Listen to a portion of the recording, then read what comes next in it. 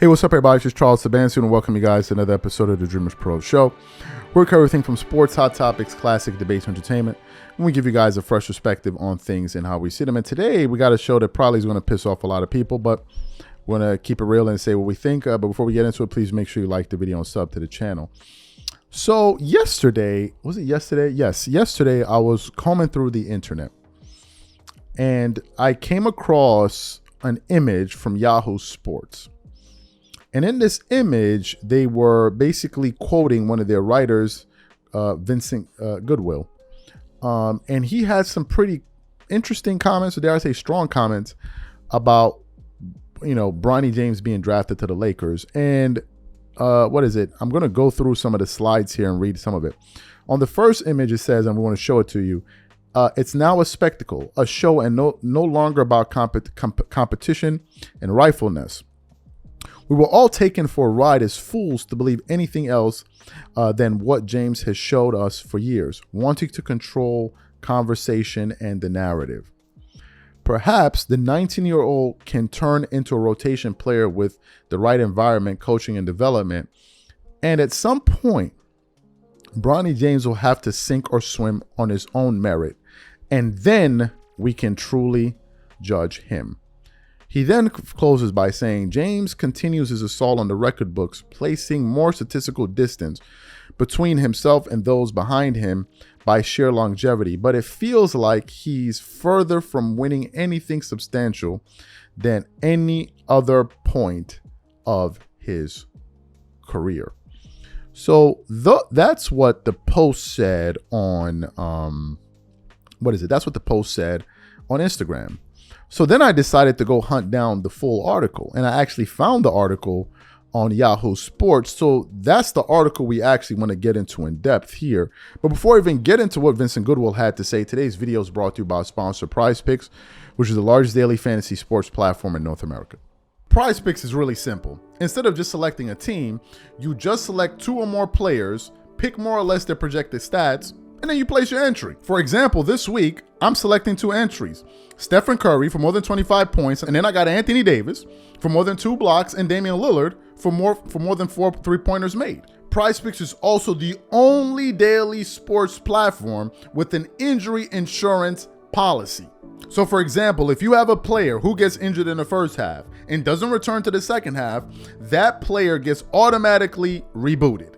What I also love about PrizePicks is that it offers weekly promotions like Taco Tuesdays. Each Tuesday, PrizePicks discounts select player projections up to 25% to provide even more value. So go to prizepicks.com/CLNS and use code CLNS for a first deposit match of up to $100. That's go to prizepicks.com/CLNS, use code CLNS for a first deposit match of up to $100. And remember, whenever you support this sponsor, you're supporting this channel. Thank you. So let me get into what this article had to say. It says, 2024 NBA draft for Bronny James joining LeBron. The questions must be asked. Where does winning fit in all of this? So it shall be said, so it shall be done. The king and the prince united, not just in a household, but in employer, as the Los Angeles Lakers drafted LeBron James Jr., also known as Bronny James, to pair with his father, the NBA's all-time leading scorer. Assuming the two take the floor together, James does have a player option. They'll be the first father and son duo to share the court in NBA history. It took cajoling and perhaps even some threats, at least reportedly, by Rich Paul. Paul is the super agent and childhood friend of the elder James, and apparently he told teams they were thinking of drafting Bronny James that he would play in Australia rather than for any team that selected him, except in regard to the Lakers. Bronny wasn't amongst the 8 players in attendance in the NBA to put in a makeshift green room at ESPN's Seaport location, New York. The first time the NBA held its draft on multiple days, with the second round occurring Thursday afternoon. Bronny ostensibly was the biggest name of available players, along with Kyle Filipski. Filipski, the center from Duke, who was the lone man remaining in the green room on Thursday night, was selected by the Jazz with the second pick in the second round. On the floor, Bronny James is said to be mature and a good defender with an improving jump shot. He doesn't have the massive height of his father or his outer-worldly athleticism, but he's a plus athlete and appears to be a smart player. If it can harness, and perhaps the 19-year-old can turn into a rotational player with the right environment, coaching, and development, the same thing most teams say about the late second round pick. And players with familiar last names get more chances, more looks than those who don't have that pedigree. It's just not as publicized. And to some point, Bronny James will have to sink or swim on his own merit, and then we can truly judge him. For the last few months, the elder James was backing off his stated goal of wanting to play with his son.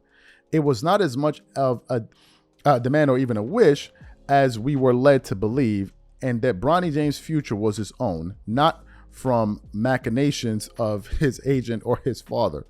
That doesn't look to be totally true at this point, and it isn't anything other than normal agent maneuvering. On one level, agents steer their clients to and away from desirable and undesirable situations routinely this time of the year. In fact, Ron Holland didn't work out in Detroit prior to being selected 5th, and new Pistons president admitted agents didn't want their players working out for that particular franchise, probably because of the turmoil from the last few years. And speaking of nepotism, that franchise has it at high levels. Pistons vice chairman Arn Tellem has made sure his son Eric has a high-ranking role in the Pistons front office. And so much scuttle in the days leading up to the draft had the Pistons linked to Matez Buzelis, who represented by Michael Tellem, another one of Arn Tellem's sons.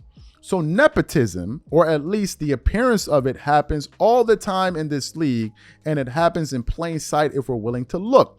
It doesn't necessarily mean anything nefarious is happening. It just means it exists and there's no reason to pretend. When LeBron is involved and he's openly stated wanting to play with Bronny, it feels different. Bronny only worked out for 2 teams, the Lakers and the Phoenix Suns, declining invitations elsewhere. So this was totally manipulated, and it's okay to feel a little weird about this. It's now a spectacle, a show, no longer about competition and rightfulness. We were all taken for rides as fools to believe anything else than what James has shown us for years, wanted to control the narrative, control the conversation and the narrative. Not to mention last summer, Bronny suffered a cardiac arrest during a USC Open run. Just seeing him back on the floor felt like a miracle in itself, even if his numbers and production didn't overwhelm anyone in his one season in Southern California. So what happens now? LeBron's podcasting partner, JJ Redick, is now the Lakers coach, and both claim the future Hall of Famer didn't have much to do with the sloppy and confusing process that predictably concluded with the ESPN analyst being named the coach shortly after the NBA Finals ended. Now he's playing with his son. And who knows what role, because we've seen so very little of Bronny James to determine his readiness at this level. Most of the highlights shown of the younger James were from the NBA Draft Combine in Chicago because he's so much of an unknown.